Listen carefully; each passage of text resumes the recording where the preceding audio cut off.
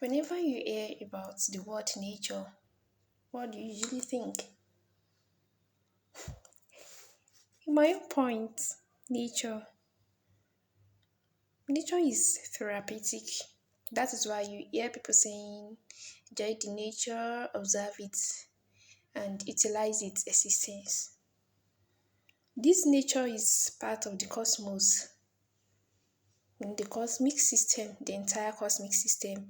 And if you want to know about this cosmos, cosmos is like it encompasses the universe, the space, time, matter, and even the nature, our natural world.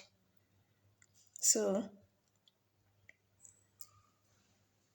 observing the nature reduce stress, improve mental health, boost mood because it increase the production of a neurotransmitter called serotonin.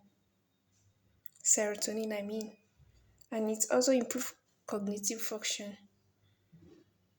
Human being naturally we are biophilia because we see connection with nature and this leads to a feeling of calmness and also improve our holistic care.